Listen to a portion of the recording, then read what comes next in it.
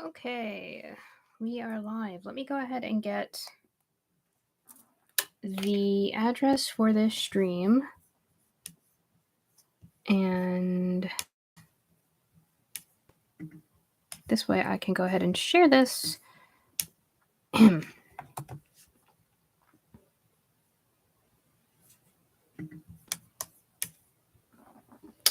Bear with me for 1 second. I'm just sharing information.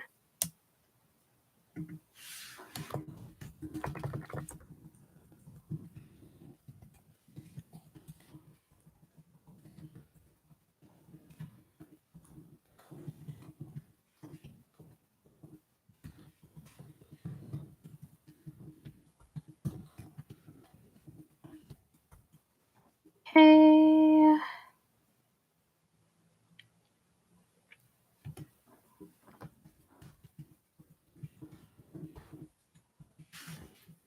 All right, and then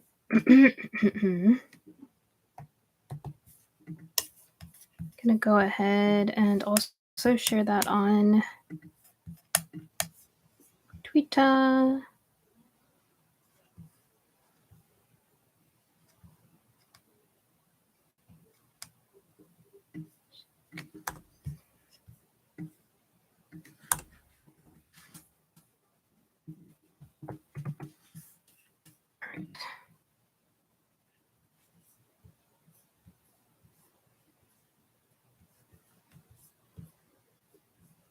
All right. So hopefully that looks right. And hello. Yeah, there's a big shiny on my eye. I know. That's where he landed, and I can't move him, so hopefully he's not too distracting. Or did I just move it? It's the shadow that I used has sparklies.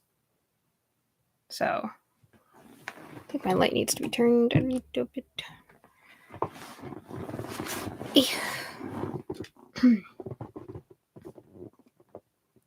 Yeah, let me go ahead and also share the link with Umi. And thank you. Just in case Umi can show up. I'll share it in Skype.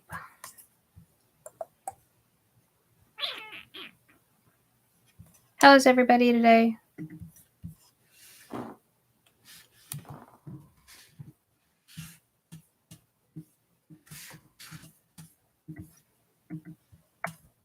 And thank you. I'm glad that the makeup ended up coming out nice. I'm not always so sure of my makeup, especially when I'm trying something new.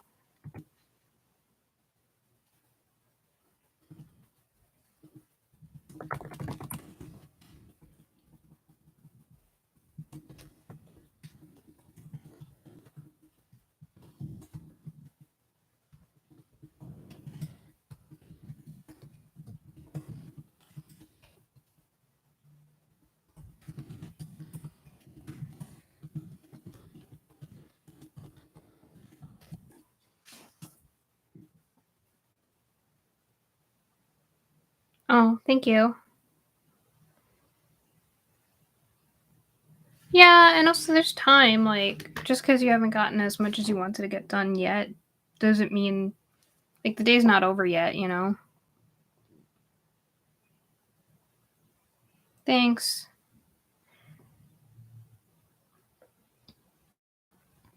I'm not super. This whole process with this color has not been a great time. I mean, it's really hard to do that. Like, if you're especially trying to do that mainly, like, one day, it's really hard, especially since, like, if you're doing it from home and you have other things that are gonna end up calling your attention, it's really hard.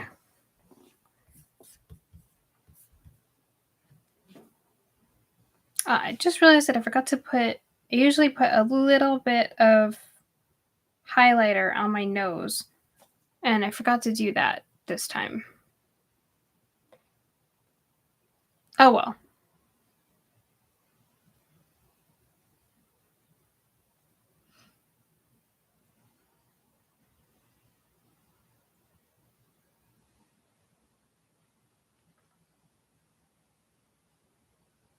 So, but my point is to um, go more easy on yourself because, like, it's really hard to, like, keep going for long hours at home, especially when you don't live on your own.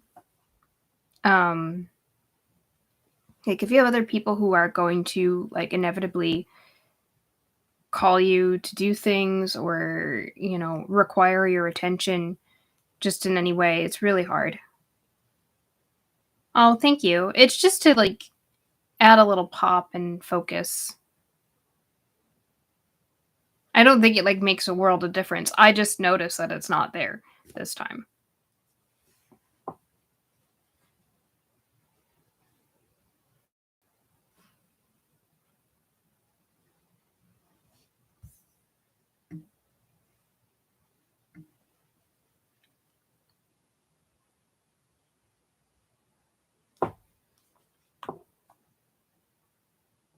Yeah, so be easier on yourself.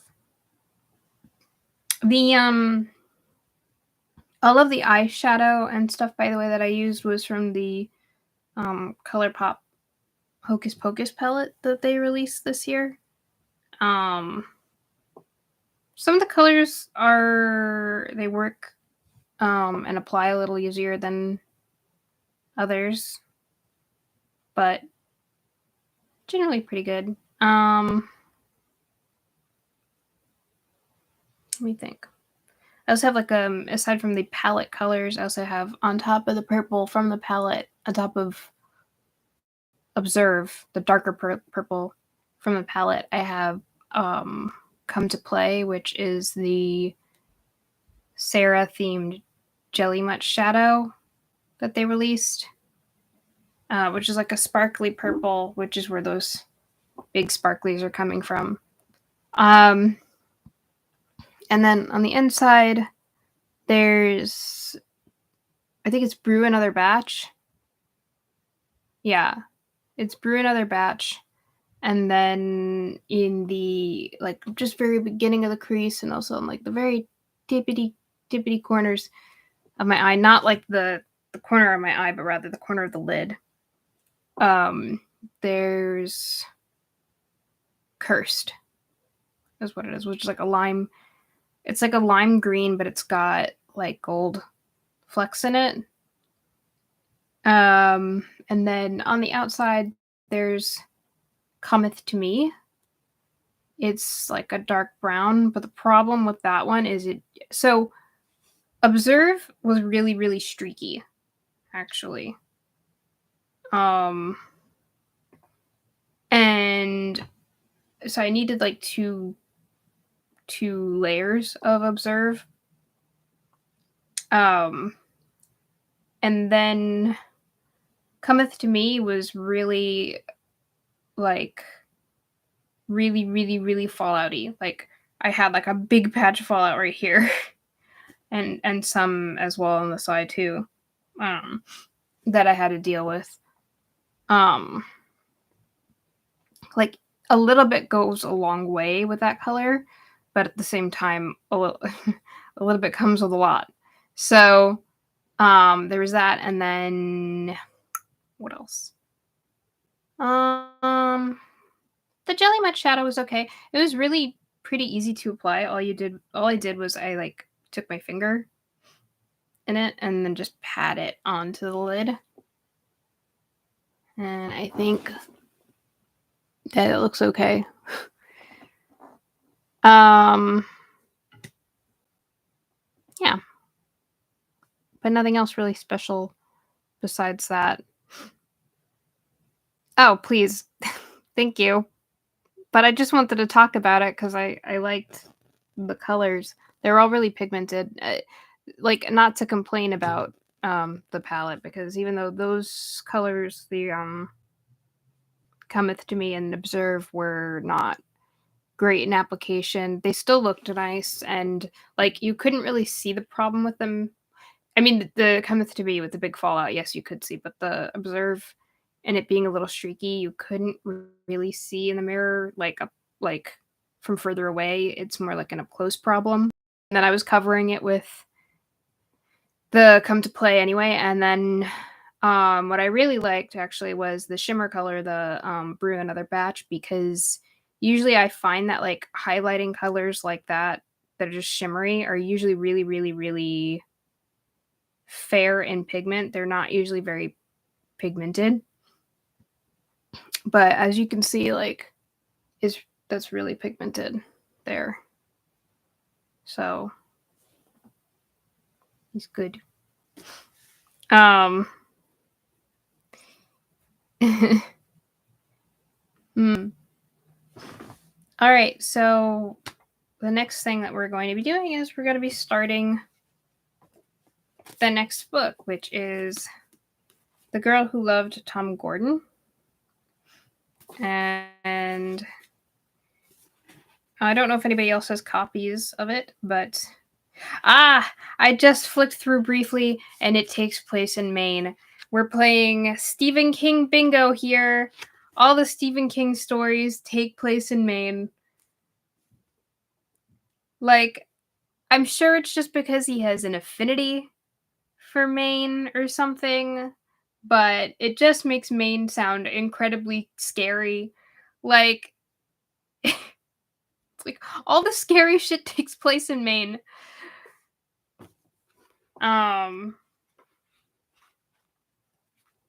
Okay, I'm gonna also place my bets that there's gonna be, if we don't see bullies, because I think this is a story where, like, the main character is mainly alone throughout the story, we're gonna hear about bullies. There's always bullies, like really bad bullies in a Stephen King story. And I'm gonna see if I can find other Stephen King tropes as we like, other Stephen Kingisms as we go along in the story. What about the bullies? There usually always is. I just know about it because I've seen commentary on the movies, on a lot of his movies, that and a lot of people talking about his works that have mentioned these things of it's always in Maine, there's always bullies, there's like always like bad parents, I think. Although I can't remember if that one is one. Well, yeah, I mean the movies definitely usually I wouldn't say that they're necessarily lame, but they usually approach things from a different direction. A lot of times it's not accurate to what's written. Um so like The Shining, I know, was completely different to the book. I know that Stephen King did release a version, like they let him be at the helm of it. Like a I think it was like a TV miniseries kind of thing, the same way that it was in the I don't know, 80s, 90s. I don't remember when the It miniseries came out, but um, and that was obviously truer to the books, but didn't perform as well. Um, and then because there's some things that work more, I think, in the literary medium, and I'm wondering like if it's changes in the characters that make it more or less effective, or if it's changes in the filming, or like, you know, I don't know. And then also I know it as well had a I guess it was like a TV movie release. Don't quote me on that. But that one, I know the original one, Stephen King was more involved in. I don't know about the most recent one and how involved he was in the most recent um telling. of it. But hopefully this story is not going to be a story like those, because I don't want creepy. And I've been assured that it's not creepy. So let's see. This is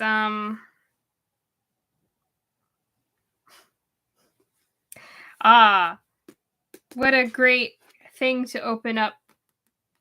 What a great thing to open up on. Frightening, says the New York Times. Feverish terror. Ah.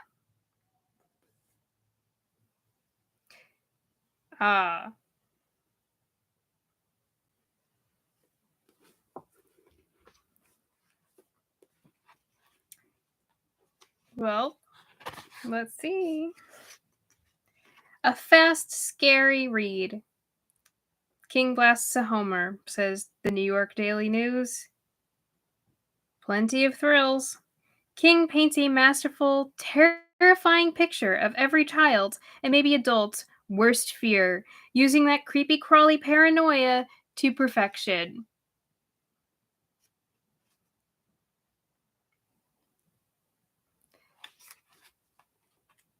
I'll give it a shot.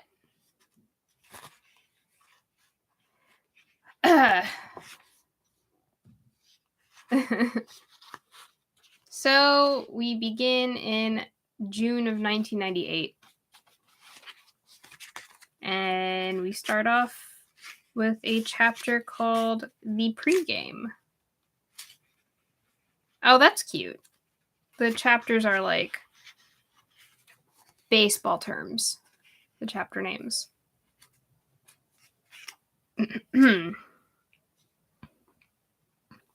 Pregame. The world had teeth, and it could bite you with them anytime it wanted. Trisha McFarland discovered this when she was 9 years old.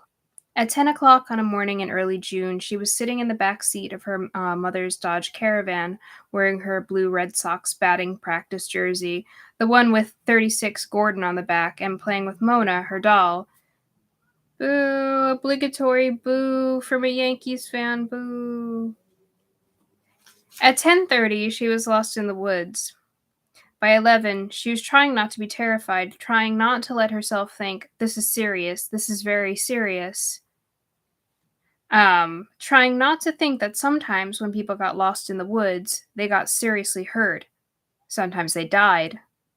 All because I needed to pee, she thought. Except she hadn't needed to pee all that badly. In any case, she could have asked Mom. Someone's alarm decides to go off now? Hopefully that's not too, distracting. Okay, good. Thank you for turning it off, whoever you are. Okay. All because I needed to pee, she thought. Except she hadn't needed to pee all that badly. In any case, she could have asked Mom and Pete to wait up the trail a minute while she went behind a tree. They were fighting again. Gosh, what a surprise that was, and that was why she had dropped behind a little bit and without saying anything. That was why she had stepped off the trail and behind a high stand of bushes. She needed a breather, simple as that. She was tired of listening to them argue, tired of trying to sound bright and cheerful, close to screaming at her mother. Let him go, then. If he wants to go back to Malden and live with Dad so much, why don't you just let him? I drive him myself if I had a license, just to get some peace and quiet around here. And what then? What would her mother say then? What kind of look would come over her face? And Pete, he was older, almost 14, and not stupid, so why didn't he know better? Why couldn't he just give it a rest? Cut the crap was what she really wanted to say to him, to both of them, really. Just cut the crap. The divorce had happened a year ago, and their mother had gotten custody. Pete had protested the move from suburban Boston to southern Maine bitterly and at length. But we have to come to Maine. It's a Stephen King story. We have to come to Maine. Part of it really was wanting to be with Dad, and that was the lever he always used on Mom. He understood with some unerring instinct that it was the one he could plant the deepest and pull on the hardest. But Trisha knew it wasn't the only reason, or even the biggest one. The real reason Pete wanted out was that he hated Sanford Middle School. Ah, are there bullies? In Malden, he'd had it pretty well whipped. He'd run the computer club like it was his own private kingdom. He'd had friends, nerds, yeah, but they went around in a group and the bad kids didn't pick on them. At Sanford Middle, there was no computer club, and he'd only made a single friend, Eddie Rayburn. Then in January, Eddie moved away, also the victim of a parental breakup. That made Pete a loner, anyone's game. Worse, a lot of kids laughed at him. He had picked up a nickname which he hated, Pete's CompuWorld. Bullies! Check. On most of the weekends, when she and Pete didn't go down to Malden to be with their father, their mother took them on outings. She was grimly dedicated to these, and although Trisha wished with all her heart that Mom would stop, it was on the outings that the worst fights happened. She knew that wasn't going to happen. Keela Anderson, she had taken back her maiden name, and you could bet Pete hated that too, had the courage of her convictions. Once, while staying at the Malden house with Dad, Trisha had heard their father talking to his own dad on the phone. If Keela had been at Little Bighorn, the Indians would have lost, he said. And although Trisha didn't like it when when Dad said stuff like that about Mom, it seemed babyish as well as disloyal. She couldn't deny that there was a nugget of truth in that particular observation. Yes, as you grow up, you become surprised at how childish a lot of adults sound when they're like talking about things that they don't like or people they don't agree with. And I feel like it's like a big shock to kids because it's like, wasn't I told not to talk like this on the playground and stuff? But then you go on Facebook and you see like a bunch of adults talking like that and teasing people and making names for them and stuff, and like, why? Over the last 6 months, as things grew steadily worse between Mom and Pete, she had taken them to the Auto Museum in Wiscasset, to the Shaker Village in Gray, to the New England Plantatorium in North Windham. Like, I actually like plants, but that sounds just like they tried too hard with the name. Just call it like a botanical garden. Plantatorium in North Windham, to Six Gun City in Randolph, New Hampshire, on a canoe trip down the Saco River, and on a skiing trip to Sugarloaf, where Trisha had sprained her ankle, an injury over which her mother and father had later had a screaming fight. What fun divorce was. What really good fun. Sometimes, if he really liked a place, Pete would give his mouth a rest. He had pronounced Six Gun City for babies, quote unquote, but Mom had allowed him to spend most of the visit in the room where the electronic games were, and Pete had gone home not exactly happy, but at least silent. On the other hand, if Pete didn't like one of the places their mom picked, his least favorite by far had been the Plantatorium. Returning to Sanford that day, he had been in an especially boogery frame of mind. Ooh, boogery. That's an interesting word. He was generous in sharing his opinion. Go along to get along wasn't in his nature, nor was it in their mother's, Trisha supposed. She herself thought it was an excellent philosophy, but of course everyone took one look at her and pronounced her father's child.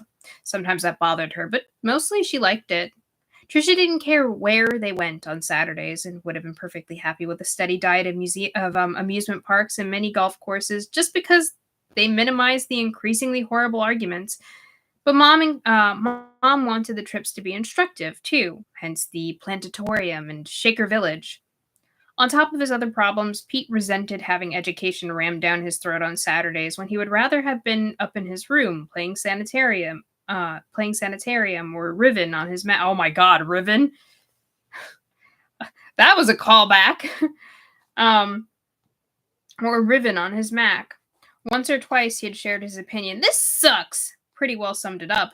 So generously that Mom had sent him back to the car and told him to sit there and compose himself until she and Trisha had come back.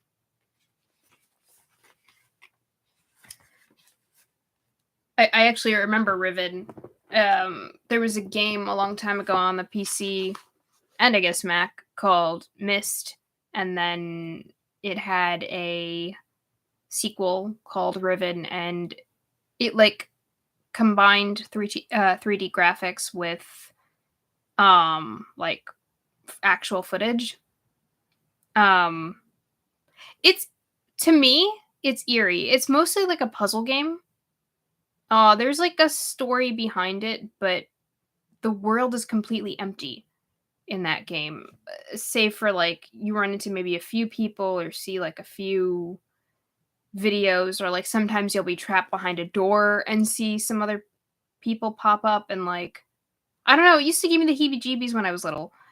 Um, but yeah, so there was Mist and there was Riven, and mostly it dealt with solving puzzles. But I didn't expect anyone to. I didn't expect that anyone else on the planet knew of this game. Um,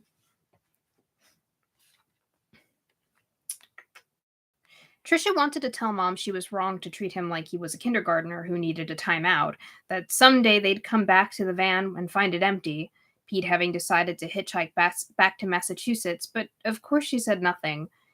The Saturday outings themselves were wrong, but Mom would never accept that. And that was something I was going to say too, is like I get it, and I know of like there's the value of doing more with education on days off. Like I used to find trips to like, and I still do, trips to museums and things like that fun, like even as a kid. Um but oh really? Yeah, right, exactly. He knew that Mist and Riven existed too. Who would have thought? Um but no, I liked that stuff, but also I can totally understand the value of giving kids a break, and like I feel like you need a balance, like some fun stuff, but also like if you can make it fun and educational, that's the best. Because you want there to be that association in a kid's mind that educational is fun, and not like educational is just what I have to do all the time, you know? Like yeah. Um mhm. You want to make it fun so this way kids just want to do that stuff and want to look more into whatever, they're studying. Do. By the end of some of them, Keela Anderson looked at least 5 years older than when they had set out, with deep lines grooved down the sides of her mouth and one hand constantly rubbing her temple as if she had a headache. But she would still never stop. Trisha knew it. Maybe if her mother had been at Little Bighorn, maybe if her mother had been at Little Bighorn, the Indians still would have won, but the body count would have been considerably higher. This week's outing was to an unincorporated township in the western part of the state. The Appalachian Trail wound through the area on its way to New Hampshire. Sitting at the kitchen table the night before, Mom had shown them photos from a brochure. Most of the pictures showed happy hikers either striding along a forest trail or standing at scenic lookouts, shading their eyes and peering across great wooded valleys at the time eroded but still formidable peaks of the central White Mountains. Pete sat at the table, looking cataclysmically bored. Ooh, I like that too, cataclysmically bored. Refusing to give the brochure more than a glance. For her part, Mom had refused to notice his ostentatious lack of interest. Trisha, as was increasingly her habit, became brightly enthusiastic. These days, she often found herself sounded to herself like a contestant on a TV game show, all but peeing in her pants at the thought of winning a set of waterless cookware. And how did she feel to herself these days? Like glue holding two pieces of something that was broken, holding together two pieces of something that was broken. Weak glue. You can't do that. I mean, it's interesting because, like, it makes sense that a child would step up in this way. It's not good on a kid to feel like they have to keep things together. Like, that shouldn't be the role of a child. But it makes sense. Because now you're teaching the kid how to mask, you know? And to mask and to acquiesce. Not acquiesce, but to people please, I guess. Yeah. Keela had closed the brochure and turned it over. On the back was a map. She tapped a snaky blue line. This is Route 68, she said. We'll park the car here, in this parking lot. She tapped a little blue square. Now she traced one finger along a snaky red line. This is the Appalachian Trail between Route 68 and Route 302 in North Conway, New Hampshire. It's only 6 miles and rated moderate. Well, this one little section in the middle is marked moderate to difficult, but not to the point where we'd need climbing gear or anything. She tapped another blue square. Pete was leaning his head on one hand, looking the other way. The heel of his palm had pulled the left side of his mouth up into a sneer. He had started getting pimples this year, and a fresh crop gleamed on his forehead. Trisha loved him, but sometimes, last night at the kitchen table as Mom explained their route, for example, she hated him too. She wanted to tell him to stop being a chicken because that was what it came down to when you cut to the chase, as their dad said. Pete wanted to run back to Malden with his little teenage tail between his legs because he was a chicken. He didn't care about Mom, didn't care about Trisha, didn't even care if being with Dad would be good for him in the long run. What Pete cared about was not having anyone to eat lunch with on the gym bleachers. What Pete cared about was that when he walked into homeroom after the first bell, someone always yelled, "Hey, CompuWorld, how you doing? How you doing, homo boy?" Oh, okay, but CompuWorld is the worst nickname? Anyway, I also wanted to say that he's not wrong to not want to deal with that stuff. I don't think that makes you a chicken. I think that just makes you want to be happy, and that's not bad. Moving is always very rough on kids.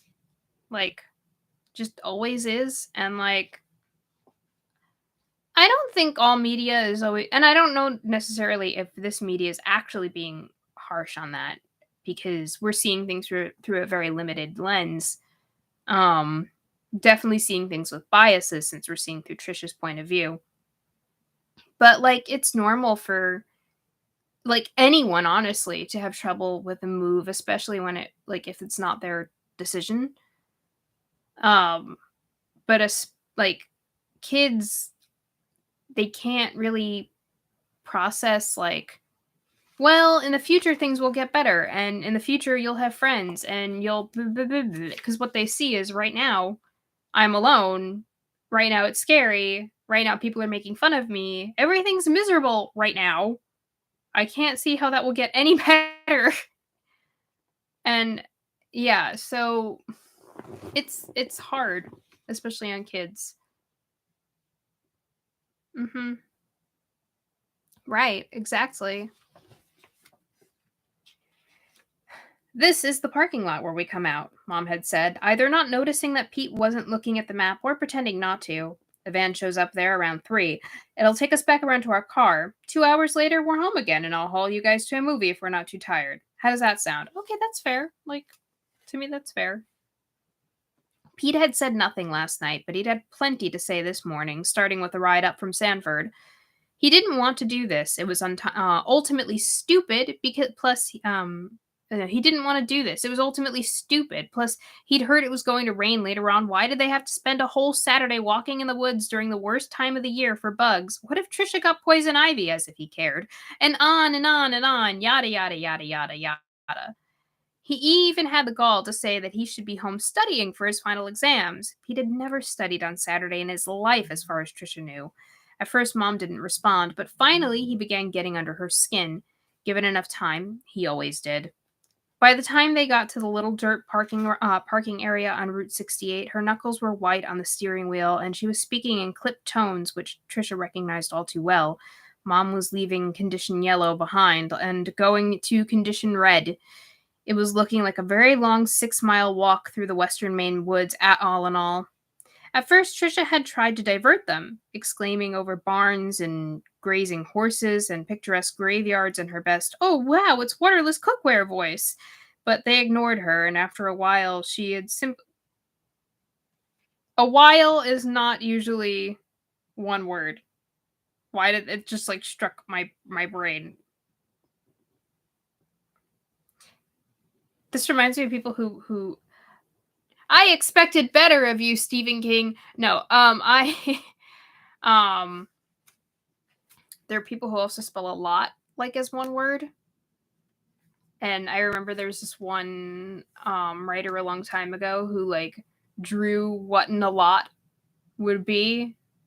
And I always think of that anytime I see anything like this now. Um you can Google it. Just look up a lot, but without a space in between a and lot. And I think that should bring you to the picture. Um Also, an editor should have caught that, I think. Like, someone should have caught that. But anyway, um, all right. I didn't mean to like get so off track. I should start that sentence over. At first, Trisha had tried to divert them, exclaiming over barns and grazing horses and picturesque graveyards in her best, "Oh, wow, it's waterless cookware" voice. But they ignored her, and after a while, she had simply sat in the back seat with Mona on her lap. Her dad liked to call Mona Moni Bologna. Mona Moni Bologna. See, it's hard to know if it's Moni Mona Bologna because Bologna is actually spelled like Bologna. So maybe it's Mona Moni. See, Mona Moni Bologna works as well.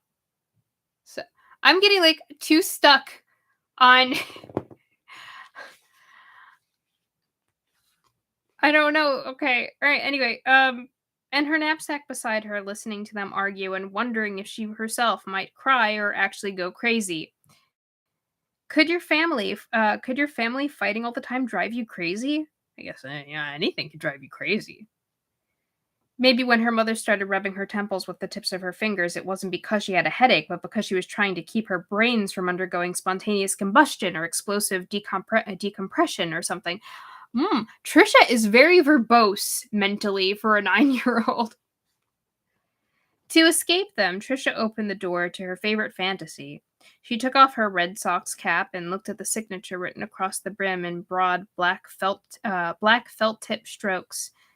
This helped her get in the mood. It was Tom Gordon's signature. Pete liked Mo Vaughn, and their mom was partial to Nomar Garciaparra. But Tom Gordon was Trisha's and her dad's favorite Red Sox player. Tom Gordon was the Red Sox closer. He came in on the 8th or ninth inning when the game was close, but the Sox were still on top. Her dad admired Gordon because he never seemed to lose his nerve.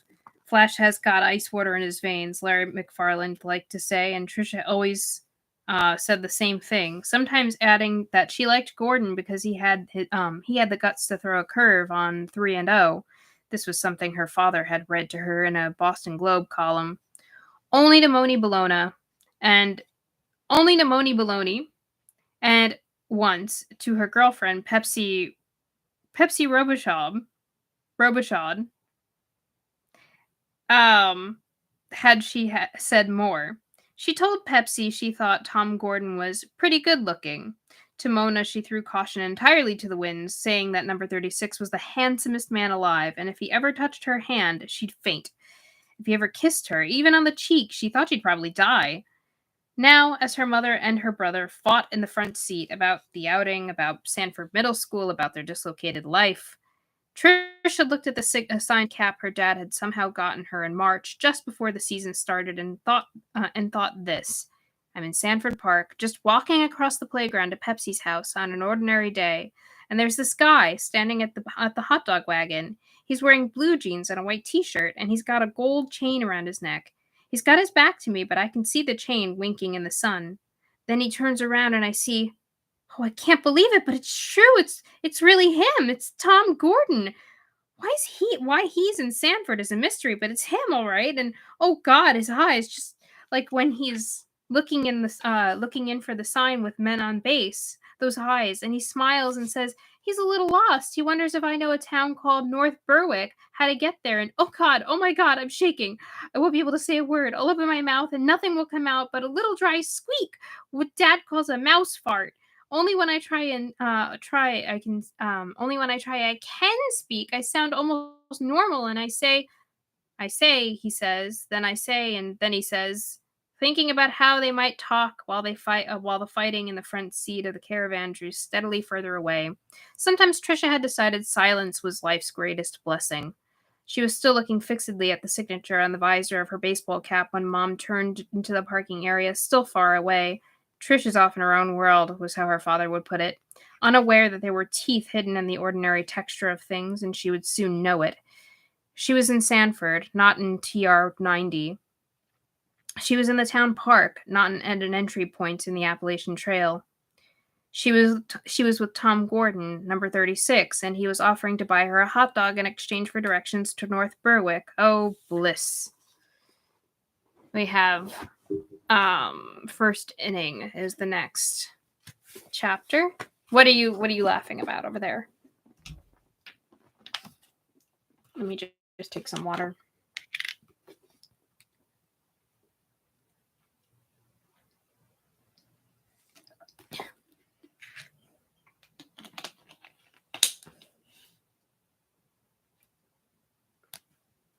I don't know. I'm asking you.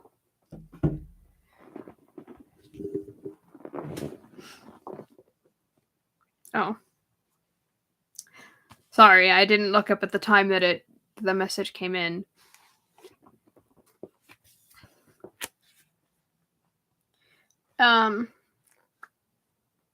Okay. First inning. By the way, I want to say that I'm not like trying to be hard on the book or anything. I want to give it an open mind. Just, I tend to speak my mind on things. I know that it's probably not all from like directly from Trisha's point of view. It's probably like an interpretation of Trisha's thoughts and point of view, if that makes sense. So the language, I just feel like it's interesting because with kids, like, you don't want to write it with like simplistic language, but at the same time, there's certain things that I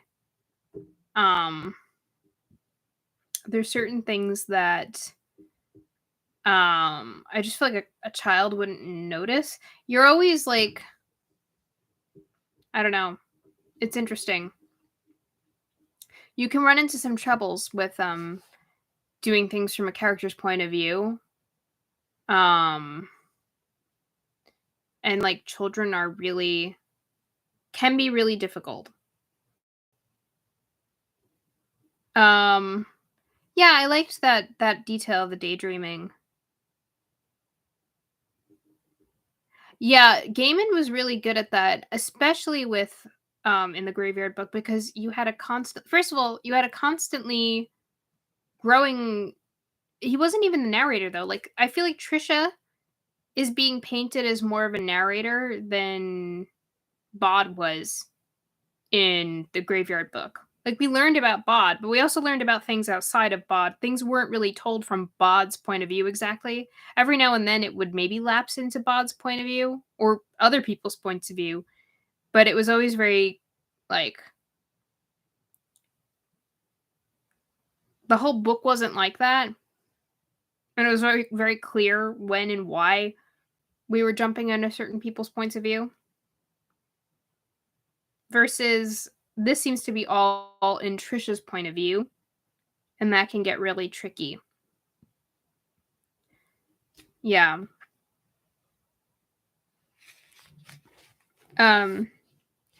So first inning. Mom and Pete gave it a rest as they got their packs and Keela's wicker plant collection basket out of the van's back end. Pete even helped Trisha get her pack settled evenly on her back, tightening one of the straps, and she had a moment's foolish hope that now things were going to be all right. Kids got your ponchos? Mom asked, looking up at the sky. There was still blue up there, but the clouds were thickening in the west. It very likely would rain, but probably not soon enough for Pete to have a satisfying whine about being soaked. I've got mine, Mom, Trisha chirruped in her oh boy, waterless cookware voice. Pete grunted something that might have been yes. Lunches? Affirmative from Trisha, another low grunt from Pete. Good, because I'm not sharing mine. She locked the caravan, then led them across the dirt lot toward a sign marked Trail West, with an arrow beneath. There were maybe a dozen other cars in the lot, all but theirs with out-of-state plates. Bug spray? Mom asked as they stepped onto the path leading to the trail. Trish? Got it! She chirruped, not entirely positive, but she did not not wanting to stop with her back turned so that Mom could have a rummage. That would get Pete going again for sure. If they kept walking, though, he might see something which would interest him or at least distract him. A raccoon, maybe a deer, a dinosaur would be good. Trisha giggled. What's funny? Mom asked. Just methinks, Trisha replied, and Keela frowned. Methinks was a Larry McFarlandism. Well, let her frown, Trisha thought. Let her frown all she wants. I'm with her, and I don't complain about it like old Grouchy there, but he's still my dad, and I still love him. Trisha, well, I'm glad that she did that, and she didn't try to, right, and that she didn't try to just back down and, like, make things easier for her mom. Like, she needs to be able to have her own personality and her own thoughts. They're basically, like, the two kids are experiencing things in opposite ways. Like, kids like this can go through trying to just go with the flow and, um, be mediator, you know, just, like, be as what's the word I'm thinking? Be as, like, easygoing with things and, like, don't make waves, non-confrontational as possible, whether that's true to themselves or not. And then there's, the kid lash out, which is like her brother. It's really it's really understandable. Yeah. Trisha touched the brim of her signed cap as if to prove it. Okay, kids, let's go, Keela said, and keep your eyes open. I hate this, Pete almost groaned. It was the first clearly articulated thing he'd said since they got out of the van, and Trisha thought, please God, send something, a deer or a dinosaur or a UFO, because if you don't, they're going right back at it. God sent nothing but a few mosquito scouts that would no doubt soon be reporting back to the main army that fresh meat was on the move, and by the time they passed a sign reading number Conway Station 5.5 miles, the two of them were at it full bore again, ignoring the woods, ignoring her, ignoring everything but each other. Yada, yada, yada, yada. It was, Trisha thought, like some sick kind of making out. It was a shame. What? It was a shame, too, because they were missing stuff that was actually pretty neat. The sweet, resiny smell of the pines, for instance, and the way the clouds seemed so close, less like clouds than like draggles of whitish gray smoke.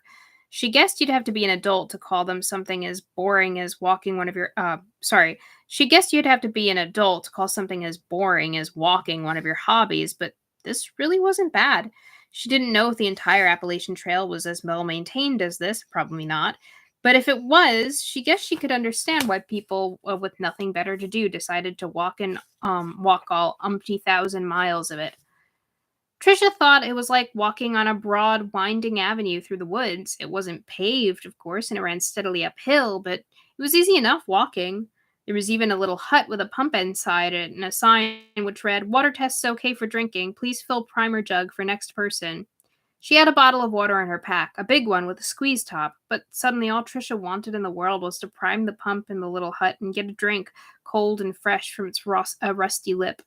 She would drink and pretend that she was Bilbo Baggins on his way to the Misty Mountains. "Mom," she said from behind them, "could we stop long enough to—" "Making friends is a job, Peter," her mother was saying. She didn't look back at Trisha. "You can't just stand around and wait for kids to come to you." "Mom? Pete?" Could we please stop for just a— You don't understand, he said heatedly. You don't have a clue. I don't know how things were when you were in junior high, but they're a lot different now. Pete, Mom, Mommy, there's a pump. Actually, there was a pump. That was now the grammatically correct way to put it, because the pump was behind them and getting further behind all the time. I don't accept that, Mom said briskly, all business, and Trisha thought no wonder she drives him crazy. Then resentfully, they don't even know I'm here. The invisible girl, that's me. I might as well have stayed home. A mosquito whined in her ear, and she slapped at it irritably. They came to a fork in the trail. The main branch, not quite as wide as an avenue now, but still not bad, went off to the left, marked by a sign reading number Conway 5.2. The other branch, smaller and mostly overgrown, read Kezar Notch 10. Guys, I have to pee, said the invisible girl, and of course neither of them took any notice. They just headed up the branch which led to North Conway, walking side by side like lovers, and looking into each other's faces like lovers, and arguing like the bitterest enemies. We should have stayed home, Trisha thought. They could have done this at home, and I could have read a book. The Hobbit again, maybe. A story about guys who like to walk in the woods. Yeah, exactly. Who cares? I'm peeing, she said sulkily, and walked a little way down the path marked Kezar Notch. Here the pines, which stayed modestly back from the main trail, crowded in, reaching with their blue-black branches, and there was underbrush as well, clogs and clogs of it. She looked for the shiny leaves that meant poison ivy, poison oak, or poison sumac, and didn't see any. Thank God for small favors. Her mother had shown her pictures of those and taught her to identify them 2 years ago, when life had been happier and simpler. In those days, Trisha had gone tramping in the woods with her mother quite a bit. Pete's bitterest complaint about the trip to Plantatorium was that their mother had wanted to go there. The obvious truth of this seemed to be blind to him, to how selfish he had sounded, harping on it all day long. On one of their walks, Mom had also taught her how girls peed in the woods. She began by saying the most important thing, maybe the only important thing, is not to do it in a patch of poison ivy. Now look, watch me and do it just the way I do it. Trisha now looked both ways, saw no one, and decided she'd get off the trail anyway. The way to Kezar Notch seemed hardly used, little more than an alley compared to the broad thoroughface of the main trail, but she still didn't want to squat right in the middle of it. Seemed indecorous. That's a very, I mean, you could just say it seemed uncomfortable. I like the word indecorous. I don't know that a 9-year-old would be thinking that, but she stepped off the path in the direction of North Conway Fork, and she could still hear them arguing. Later on, after she was good and lost and trying not to believe she might die in the woods, Trisha would remember the last phrase she got in the clear. Her brother's hurt and indignant voice. Don't know why we have to pay for what you guys did wrong. She walked half a dozen steps towards the sound of his voice, stepping carefully around a clump of brambles, even though she was wearing jeans instead of shorts. She paused, looking back, and realized that she could still see the Kezar Notch patch, which meant that anyone coming along it would be able to see her, squatting and peeing with a half-loaded knapsack on her back and a Red Sox cap on her head. Embarrassing,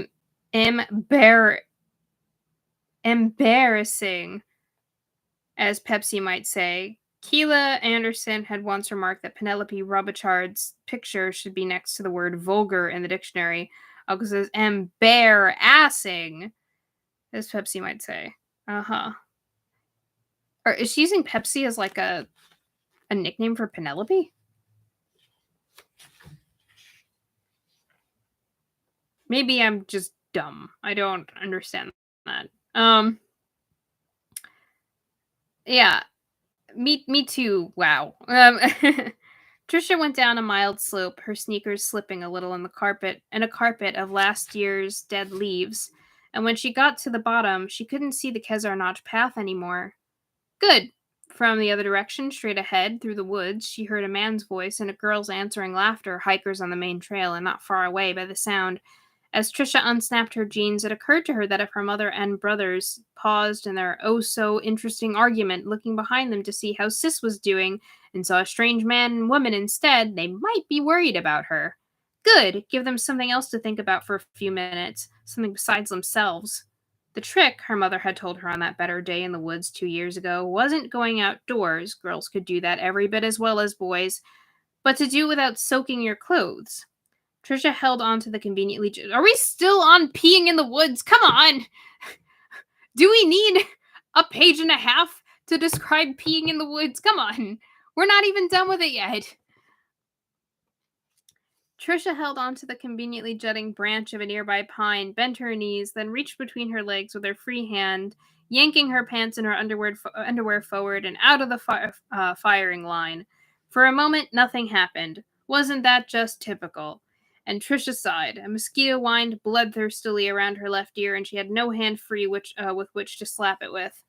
"Oh, waterless cookware!" she said angrily, but it was funny, really quite deliciously stupid and funny, and she began to laugh. As soon as she started laughing, she started peeing. All right. When she was done, she looked around dubiously for something to blot with and decided, once more it was her father's phrase, not to push her luck. She gave her tail a little shake, as if that would really do any good, and then yanked up her pants. That is, nope, that's, okay, like, unsanitary, and also, I don't think that's going to be comfortable, and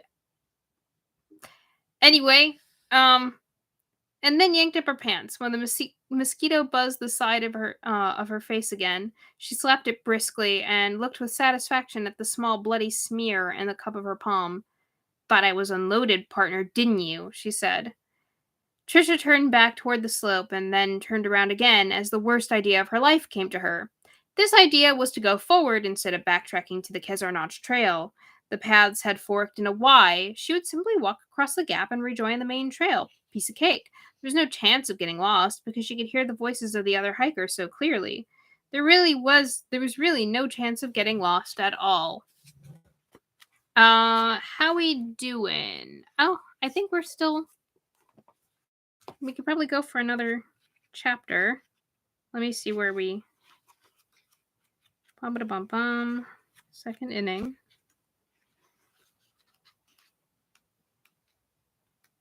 Oh.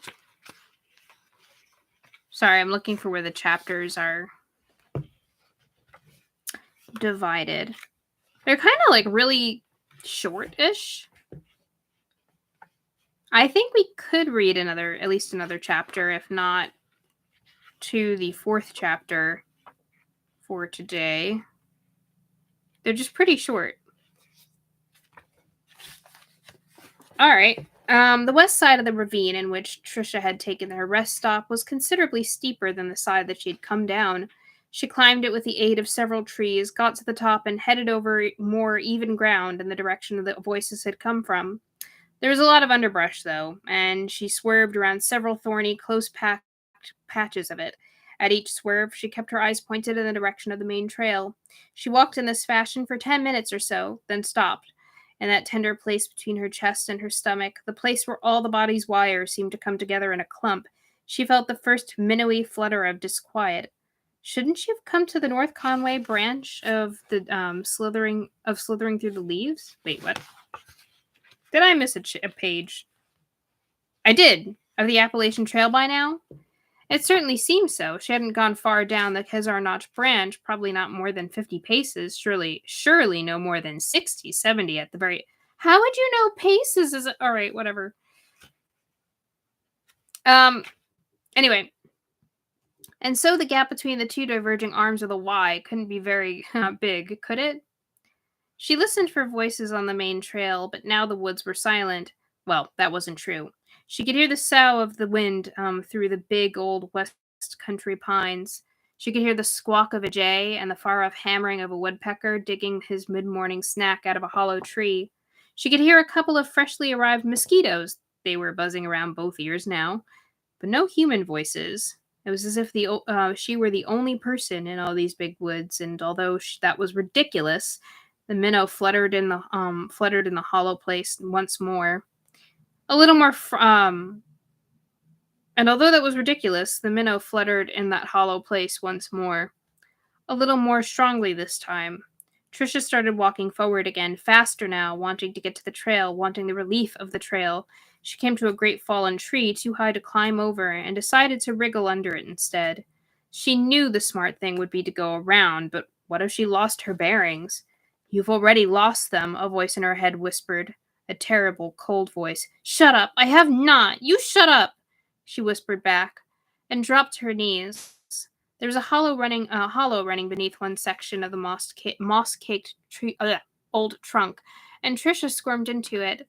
The leaves lining it were wet, but by the time she realized this, the front of her shirt was already soaked through, and she decided it didn't matter. She wriggled further, and her pack hit the trunk of the tree. Thump! Damn and blast, she whispered. Damn and blast was her and Pepsi's current favorite swear. It sounded so English country house somehow, and backed up.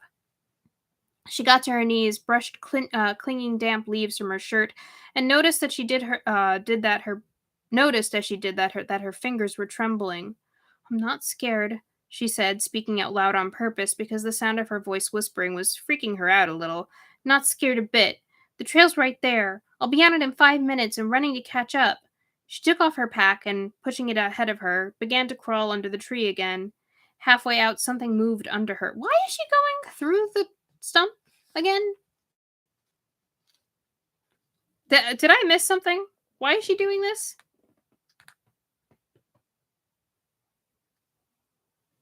I'm like trying to read back to be like, wait a minute. Uh, I guess. Anyway. All right. Halfway out, something moved under her. She looked down and saw a fat black snake slithering through the leaves. For a moment, every thought in her mind disappeared into a silent white explosion of revulsion and horror. Hey, you came into his house, girl. Her skin turned to ice and her throat closed. She could not even think the single word snake, but only feel it coldly pulsing under her warm hand. Trisha shrieked and tried to bolt to her feet, forgetting that she wasn't yet in the clear, a stump of branch thick as an amputated forearm. Why would you have the thought of that? Okay. Forearm poked agonizingly into the small of her back. She went flat on her stomach again and wriggled out from under the tree as fast as she could, probably looking a bit like a snake herself. The nasty thing was gone, but her terror lingered. It had been right under her hand, hidden in the dead leaves, and right under her hand.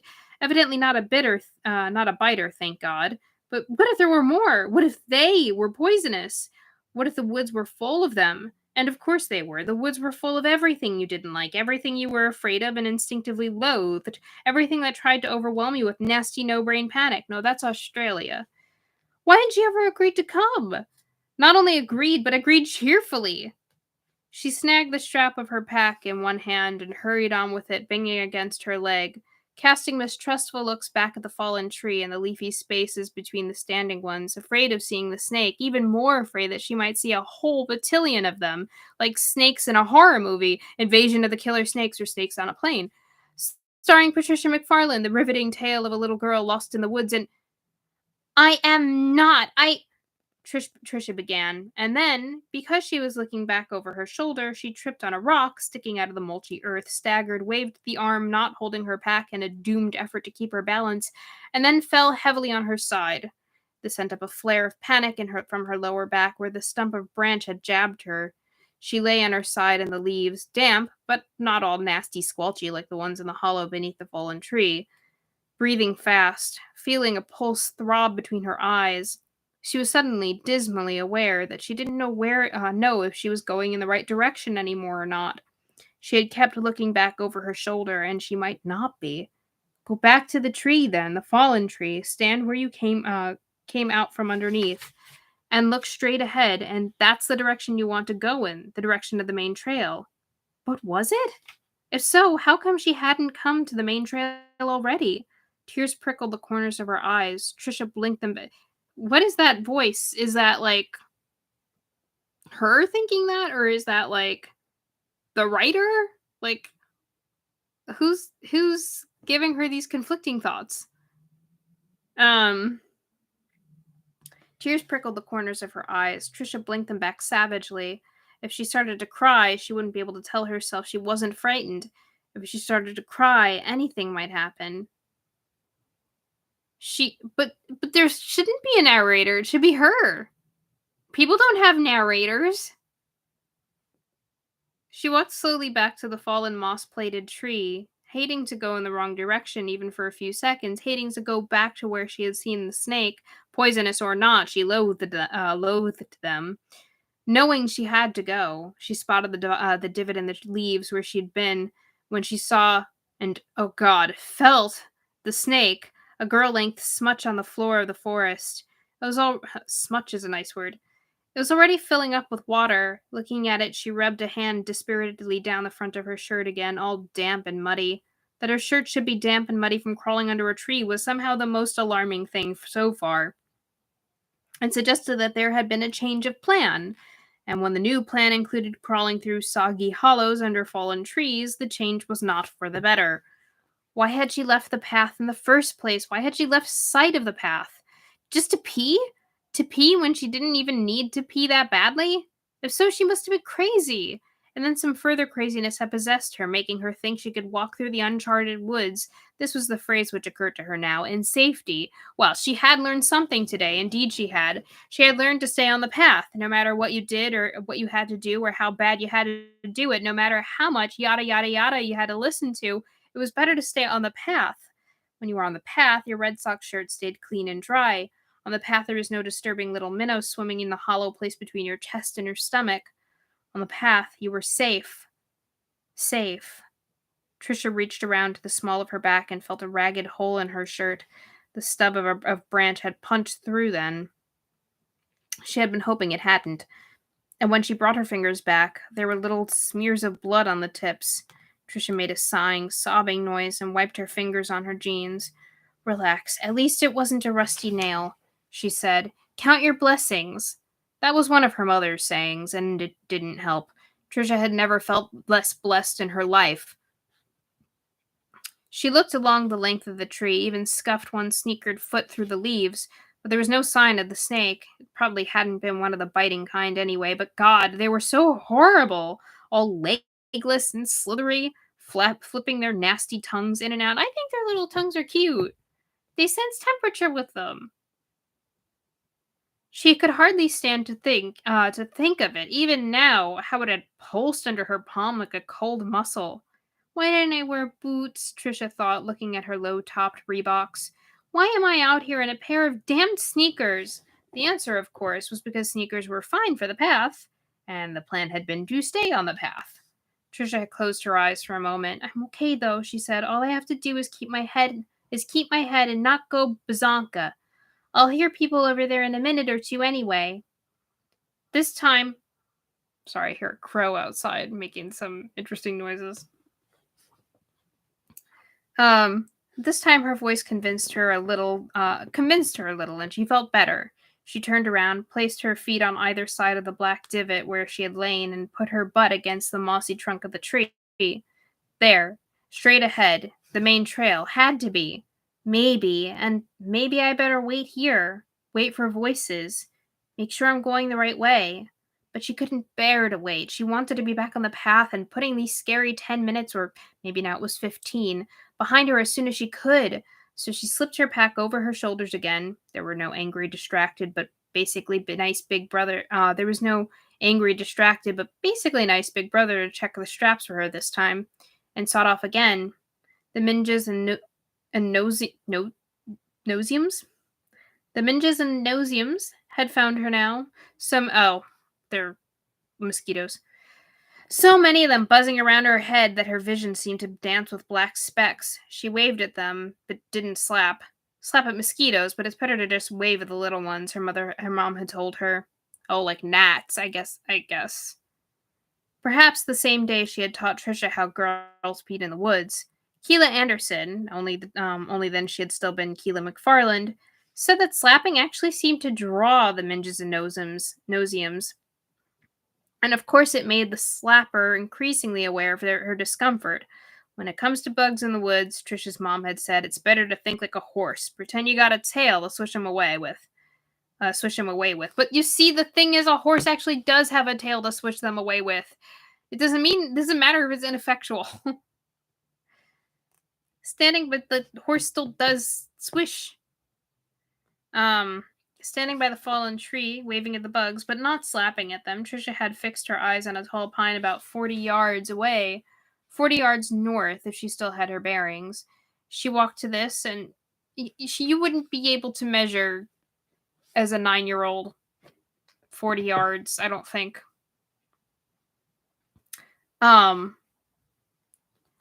She walked to this, and once she was standing there with her hand on the big pine's sap-tacky trunk, she looked back at the fallen tree. Straight line? She thought so. Encouraged, she now sighted on a clump of bushes dotted with bright red berries. Her mother had pointed them out on one of their nature walks, and when Trisha explained they were bird berries and deadly poison, Pepsi Robichaud had told her so. Pepsi Robichaud had told her so. Her mother had laughed and said, "The famous Pepsi doesn't know everything after all." That's kind of a relief. Those are checkerberries, Trish. They're not a bit poison. They taste like tea-berry gum, the kind that comes in the pink pack. Her mother had tossed a handful of the berries into her mouth, and when she didn't fall down choking and convulsing, Trisha had tried a few herself. To her, they tasted like gumdrops, the green ones that made your mouth feel kind of tingly.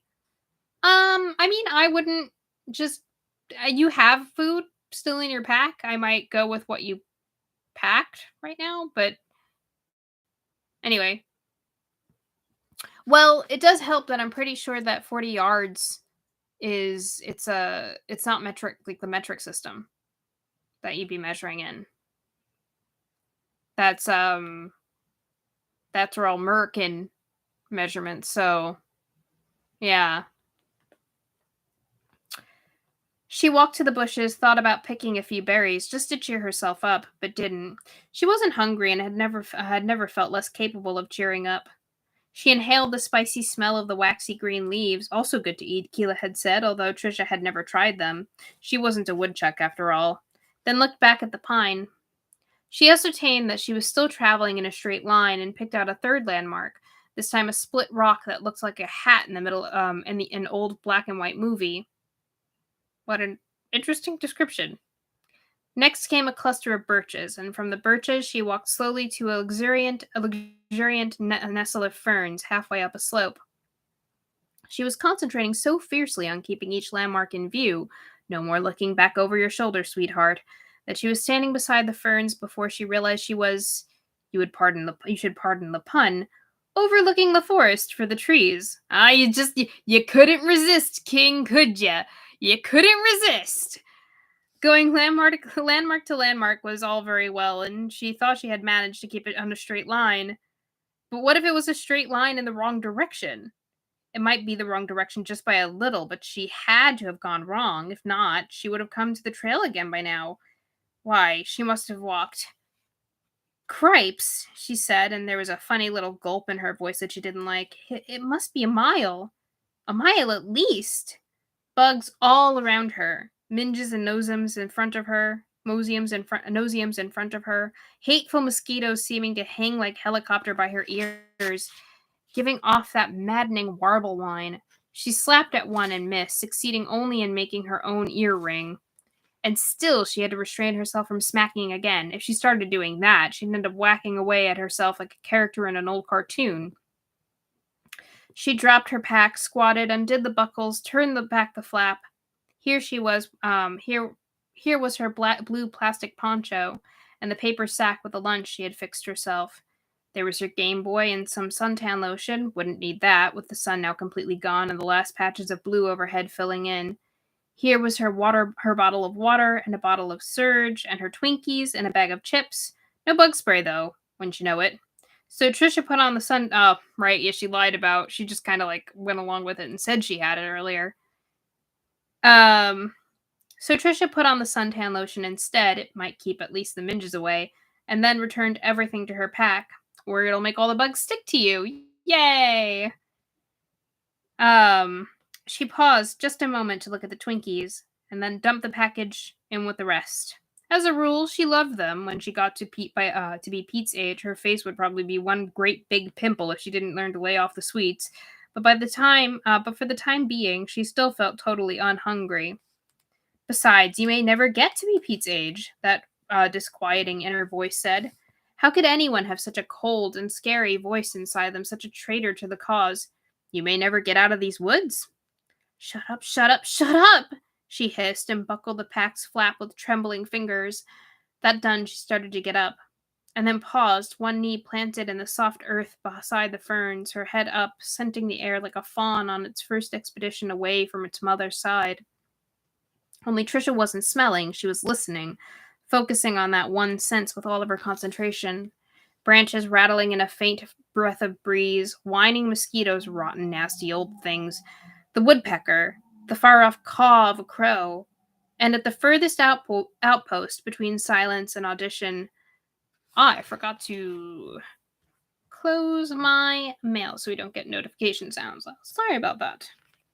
And at the furthest outpost between silence and audition, the drone of a plane, no voices from the path, not a single voice. It was as if the trail to North Conway had been canceled. And as the plane's what did it do to get canceled? And as the plane's motor faded away completely, Trisha conceded the truth. She got to her feet, her legs feeling heavy, her stomach feeling heavy. Her head felt light and strange, a gas-filled balloon tethered to a lead weight. She was suddenly drowning in isolation, choking on a bright and yet oppressive sense of herself as living being cast out from her fellows. She had somehow gotten out of bounds, wandered off the playing field and into a place where the rules she was used to no longer applied. "Hey!" she screamed. "Hey, someone, do you hear me? Do you hear me? Hey!" She paused, praying for an answer to come back. But no answer came, and so she brought the worst out at last. "Help me! I'm lost! Help me! I'm lost!" Now the tears began to come, and she could no longer hold them back, could no longer kid herself that she was in charge of the situation. Her voice trembled, became first the wavery voice of a little kid, and then almost the shriek of a baby who lies forgotten in the pram. And that sound frightened her more than anything else so far on this normal morning. The only human sound in the woods, her weepy, shrieking voice calling for help because she was lost. I will go ahead and read, since it's only a couple of pages, the next chapters to get us to chapter 4. This is Third Inning.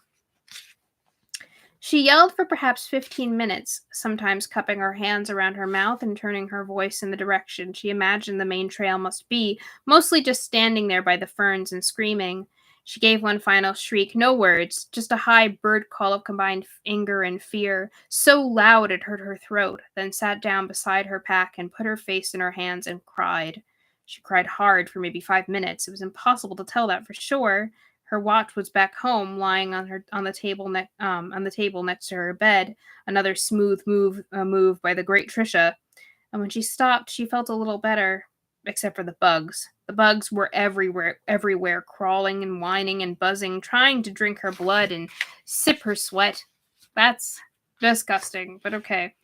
The bugs were driving her crazy. Trisha got to her feet again, waving the air with her Red Sox cap, reminding herself not to slap, knowing she would slap, and soon, if things didn't change, she wouldn't be able to help herself.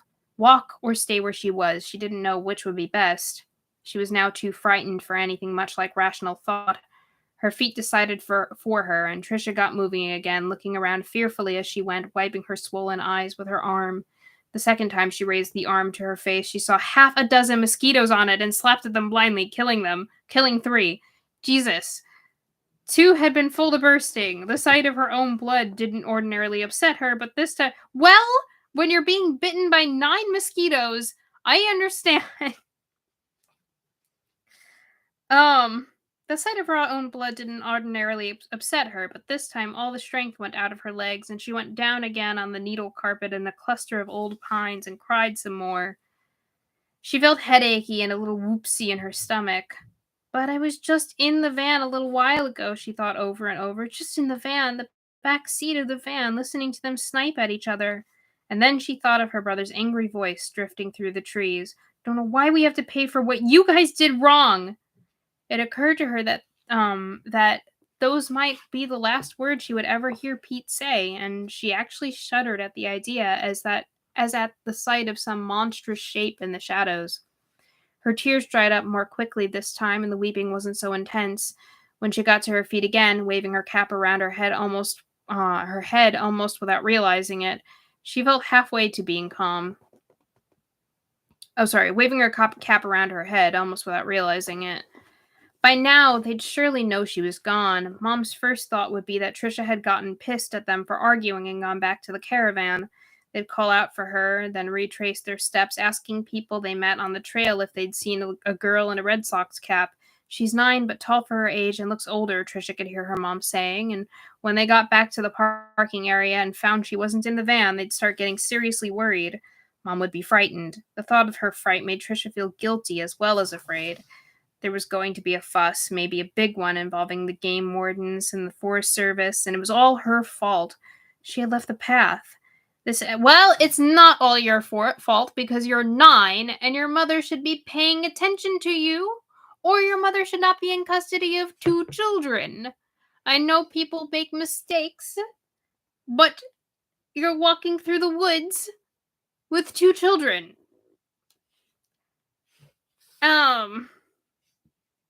This added, you're not like going to friggin' Walmart and you lost a child in the fucking aisles at Walmart. This is the woods. Sorry. It annoys me. This added a new layer of anxiety to her already disturbed mind, and Trisha began to walk fast, hoping to get back to the main trail before all those calls could be made, before she could turn into what her mother called a public spectacle. She walked without taking her previous meticulous care and moving from point to point in a straight line, turning more and more to the west without realizing it, turning away from the Appalachian Trail and most of its subsidiary paths and trails, turning in a direction where there was little but deep second-growth woods choked with underbrush, tangled ravines, and ever more difficult terrain. She alternately called and listened and called. She would have been stunned to learn that her mother and brother were still locked in their argument and did not know, even yet, that Trisha was missing. What did I tell you about bad parents? Bad parents, we got another one on the list. Check! She walked faster and faster, waving at the swirling clouds of minges, no longer bothering to skirt clumps of bushes, but simply plowing straight through them. She listened and called and listened, except she wasn't listening, not really, not anymore. She didn't feel the mosquitoes that were clustered on the back of her neck, lined up just below her hairline like drinkers at happy hour guzzling their fill. She didn't feel the nauseums caught and wriggling in the faint, sticky lines where her tears were still drying. Her giving way to panic wasn't sudden as it had been at the feel of the snake, but weirdly gradual, a drawing in from the world, a shutting down of outer awareness. She walked faster without minding her way, calling for help without hearing her own voice, listened with ears that might not have heard a returning shout from behind the nearest tree. And when she began to run, she did it without realizing. I have to be calm, she thought as her sneakered feet sped past the point of jogging. I was just in the van, she thought as the run became a sprint. I don't know why we should pay for what you guys did wrong, she thought, ducking, barely, a jetting branch that seemed to thrust itself at one of her eyes. It scraped the side of her face instead, drawing a thin scrawl of blood from her left cheek. The breeze in her face as she ran, tearing through a thicket with a crackling sound that seemed very distant. She was unaware of the thorns which ripped at her jeans and tore shallow gouges on her arms, was cool and strangely exhilarating. She pelted up a slope, now running full out with her hat on crooked and her hair flying behind her. The rubber band which had held it in a ponytail was long since lost. My hair is... Speaking of that, it's getting in my face. Hurdling small trees which had fallen in some long ago storm, topping a ridge, and suddenly there was a long blue-gray valley spread out before her with brazen granite cliffs rising on the far side, miles from where she was. And directly in front of her, nothing but a gray shimmer of early summer air through which she would fall to her death, turning over and screaming for her mother. Her mind was gone again, lost in a white, no-brain roar of terror, but her body recognized that stopping in time to avoid going over the cliff edge was an impossibility. All she could hope to do was redirect her motion before it was too late. Trisha swerved to the left and as she did, her right foot kicked out from under the drop. She could hear the pebbles dislodged by that foot rattling down the ancient rock wall in a little stream. Trisha bolted along the strip where the needle-coated floor of the forest gave way to the bald rock marking the edge of the cliff. She ran with some confused and roaring knowledge of what had almost happened to her, and also some vague memory of a science fiction movie in which the hero had lured a rampaging dinosaur into a running over a cliff to its death. Ahead of her, an ash tree had fallen with its final 20 feet jutting over the drop like the prow of a ship, and Trisha grabbed it with both arms and hugged it, her scraped and bloodied cheek jammed up against the smooth trunk, each breath whistling into her with a shriek and emerging in a terrified sob. She stood that way for a long time, shuddering all over and embracing the tree. At last she opened her eyes. Her head was turned to the right, and she was looking down before she could stop herself. At this point, the cliff's drop was only 50 feet, ending in a pile of glacial, splintery rubble that sprouted little clumps of bright green bushes. There was a heap of rotting trees and branches as well, deadwood blown over the cliff's edge in some long ago storm. An image came to Trisha then, one that was terrible in its utter clarity.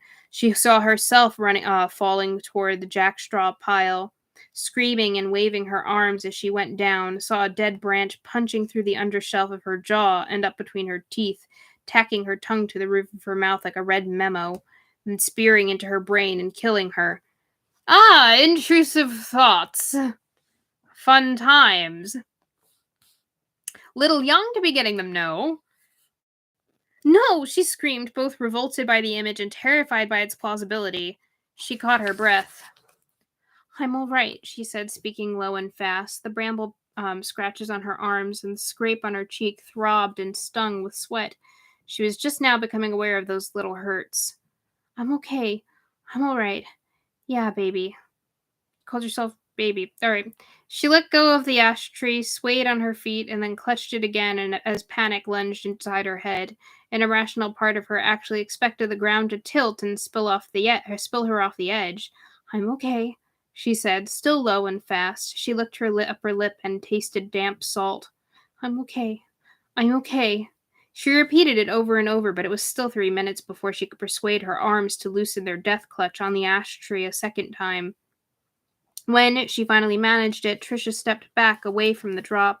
She reset her cap, turning it around so the bill was pointed backward without even thinking about it. Oh, she's a cool 90s kid now. And looking out across the valley, she saw the sky now sagging with rain clouds, and she saw roughly 6 trillion trees, but she saw no sign of human life, not even smoke from a single campfire.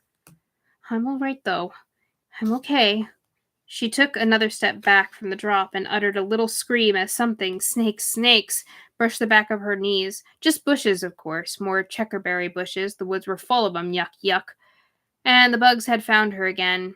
They were reforming their cloud, hundreds of tiny black spots dancing around her eyes, only this time the spots were bigger and seemed to be bursting open like the blooms of black roses. Trisha had just enough time to think, I'm fainting. This is fainting. And then she went down on her back in the bushes, her eyes rolled up to whites, the bugs hanging in a shimmering cloud above her small, pallid face. After a moment or two, the fierce mosquitoes lit on her eyelids began to feed. Great! Fun! Okay, well, that's where we'll be ending today. Next time we'll be starting at the chapter top of the 4th. Anyway, let's talk. What's going on so far? Like, what do you guys think?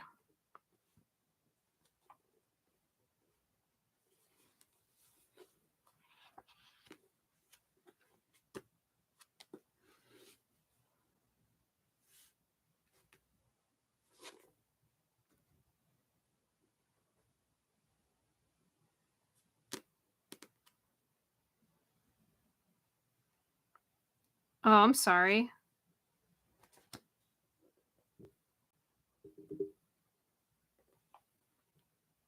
If you want to, let me know what is triggering about it later, and I can go ahead and add that to the tags. Oh, I'm sorry. I didn't know. And yeah, yeah. I don't know, like, I honestly, so far, kinda don't feel any particular way about it. I mean, so the kid is a kid. Um, I don't think the kid can really be blamed for how the kid is acting, getting lost as a kid might when her parent is not keeping track of her. I don't blame the child for that. I blame the parent. Um, because kids are not necessarily gonna do things that make sense. And, like, what makes sense to them is not necessarily gonna be, like, what everyone would think of as rational. Yeah. Yeah. I don't blame the child in this. I blame the adult who still doesn't know that she's gone.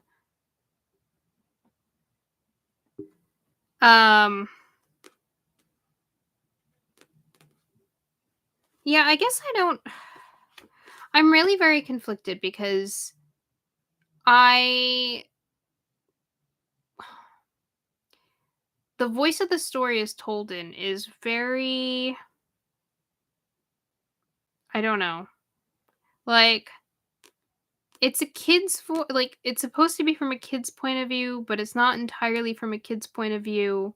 Like, sometimes it switches to being more objective, like, knowing that her mother had no idea that she was gone yet, or, they were still arguing and stuff like that, or that she was going to fall, or go towards a part of the woods where there was, like, nothing.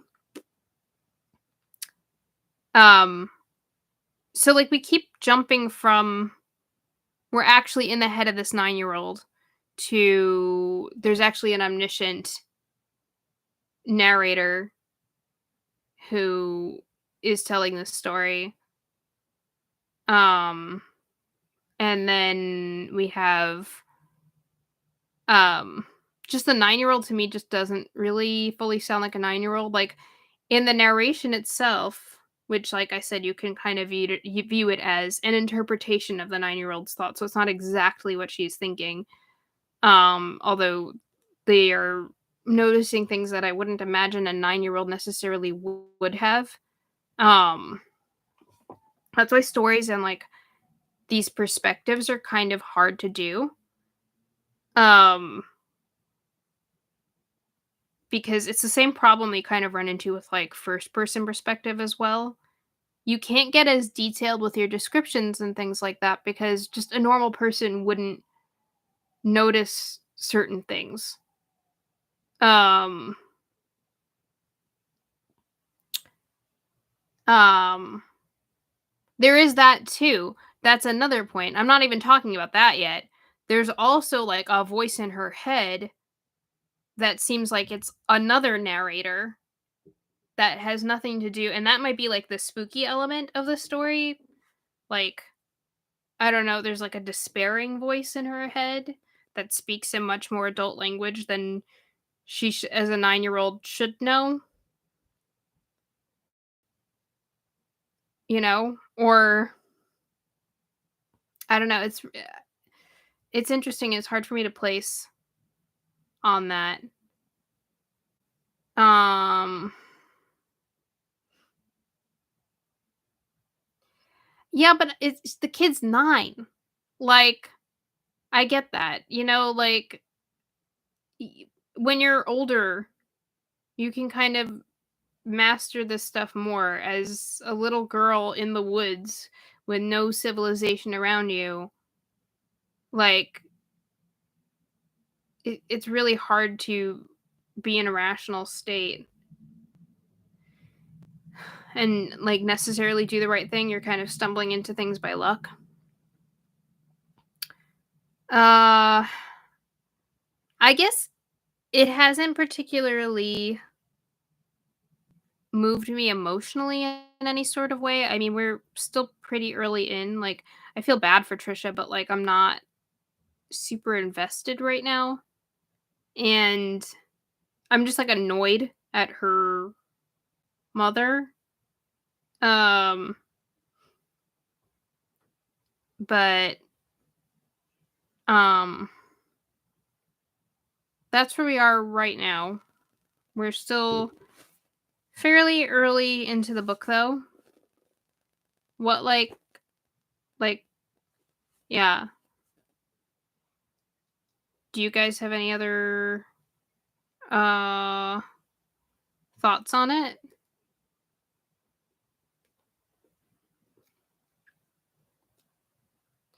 And it's also it's not that I'm not enjoying it. I genuinely I don't have I don't so far feel any which way about it. I'm not enjoying it, but I'm also not particularly enjoying it. Um, it's very neutral at the moment. But like I've explained, there's a lot going on that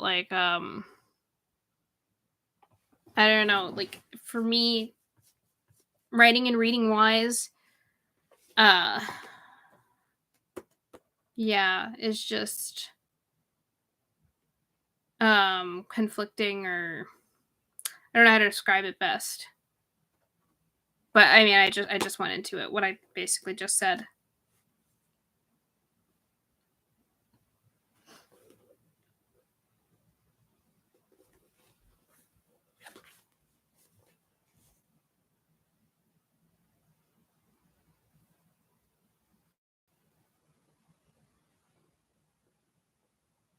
No, I mean it's okay.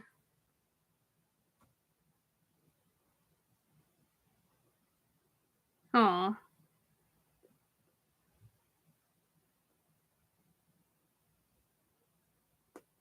So I think the thing is with me that for me so far, she doesn't entirely feel believable as a character, mainly because of her the narration and how all over the place it kind of is.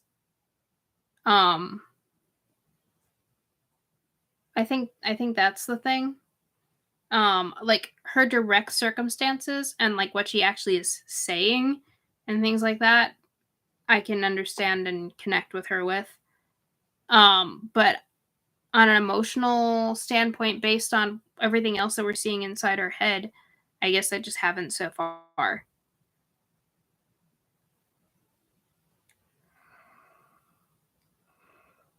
Hmm. Yeah, I mean, we'll see where she goes. Um,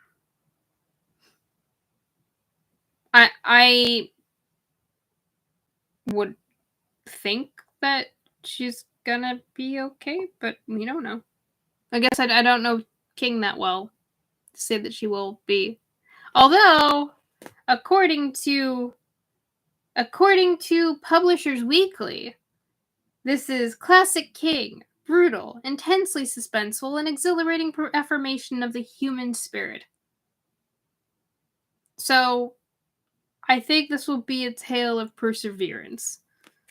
And then, like I said, there are more reviews on the first bit of the book. And let's see. Let's see here if any reviews mention such things.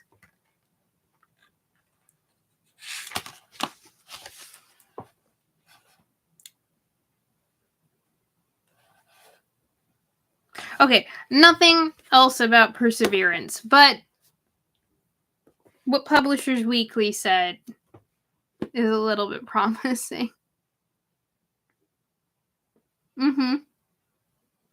That's what I agree. I agree that too. And there's something to be said about not dumbing down children's thoughts. Some children are very, very mature on the inside of their head. Actually, funnily enough, Neil Gaiman has a Coraline, which follows a 9-year-old girl, and like he writes it kind of from her point of view as well. If I remember correctly, it's been a while. And we have Neil Gaiman's language, but she still seems like believably as a 9-year-old girl.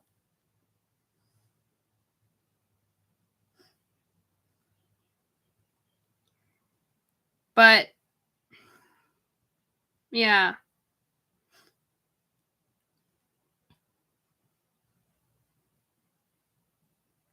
We'll see where we go with things. For now, I think this is where we'll end things for this week.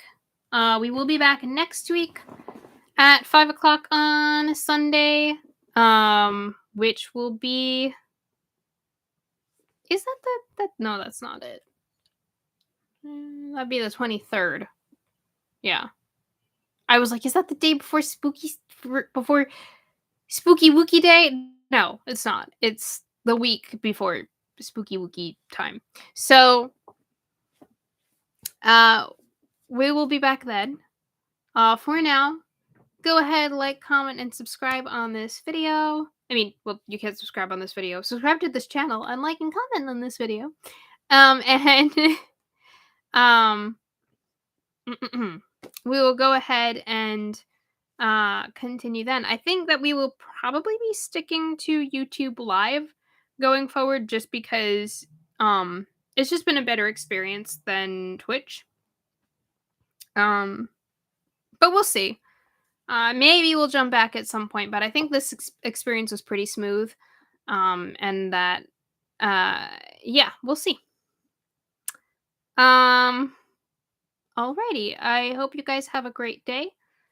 And go ahead and, like I said, like, comment, subscribe. Have a great one, guys. This has been Sky. Bye-bye.